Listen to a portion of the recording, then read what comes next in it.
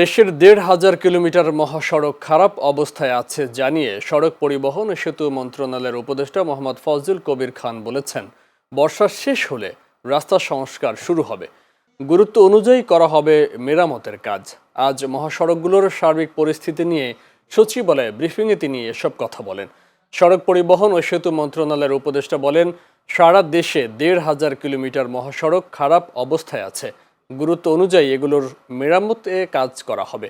এ সময় রাস্তার কারণে জনসাধারণকে অনেক দুর্ভোগ পোহাতে হচ্ছে বলে সরকারের পক্ষ থেকে দুঃখ প্রকাশ করেন ফজলুল কবির খান। এই যে সড়কের যে খাতটা, এটা কিন্তু বেসরকারি খাতে। এখানে বিআরটিসির একটা সামান্য ভূমিকা আছে, কিন্তু বাই অ্যান্ড লার্জ এটা হচ্ছে বেসরকারি খাতে। তো এখন বেসরকারি খাতকে আমরা উদ্বুদ্ধ করার জন্য দুটা জিনিস করতেছি।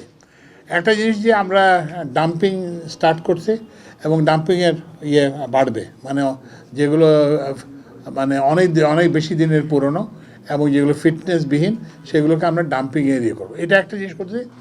আরেকটা জিনিস আমি ওই যে এটা এখন হচ্ছে যে এই যে বর্তমান গাড়িটা যদি চলে যায়, তখন একটা নতুন গাড়ি আনতে তো একটা আর্থিক সংস্থা লাগবে।